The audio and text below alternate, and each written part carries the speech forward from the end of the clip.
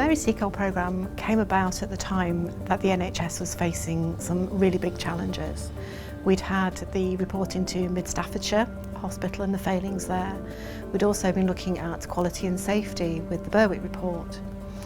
And one thing that was becoming apparent was that leadership, or the lack of leadership, played a large part in some of the things that were happening. And one of the ways to address this was to have a national approach to developing leadership, but at every level. So not just the most senior leaders, but frontline leaders who would be the leaders of now and also the leaders of the future.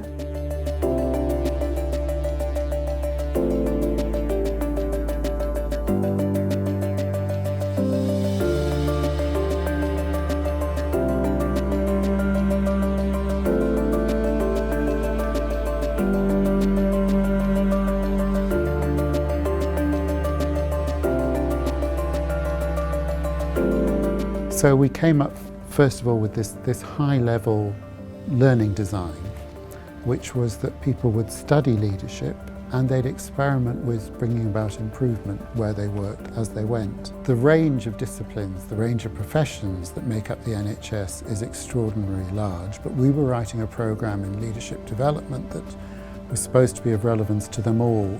The impact that we desired from this programme was to have really high quality leadership at every level within the NHS. And for the Mary Seacole Programme, we wanted first-time leaders to really be able to understand what leadership meant and to be able to carry out effective leadership. The impact for me on being in the programme has been more collaborative working with colleagues in the wider NHS, but also within my own organisation. I think the programme has allowed for real sort of accelerated change within the work that we do within Dudley, but also within the wider NHS. I think some of the learning that we've taken from the programme has really benefited the patient. Again, locally because of the work we've been doing, but also through some of the templates and documents that we've produced to share with other organisations that are on the same journey. We worked with people in the NHS Leadership Academy to devise a route so people could register for master's level learning without having a first degree. And the results of doing that were intensely gratifying.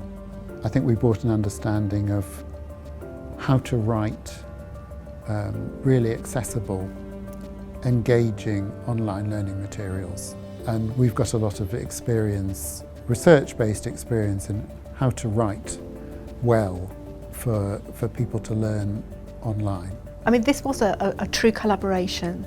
So the things that worked well, I think, was the openness and honesty that we could have within the partnership, things that we liked, but also taking advice from the Open University on what could be done better or differently. The Open University being really at the cutting edge of the underpinning knowledge that supported the programme and signposting us to things that possibly we hadn't thought about having in the programme previously. So the whole design piece was really, really special. One of my favourite elements of the course was actually that interaction, again as I mentioned, with colleagues from different sectors, but also actually with the tutors themselves. The tutor on the course was very different to your usual tutor that you'd have, really approachable. I could contact by phone, by email. However, having that one-to-one discussion with her, that time that you had within the tutor group forum, was really useful. And if anything, just more of that would be something that I would really benefit. I think what we thrive on is our commitment to education and to improving practice wherever we come into contact with it. I was really surprised about how, when I went home and started to do my studying in the evening, how every chapter and every piece of work you did was really, really relevant to work, and I almost felt that it had been written especially for my workplace.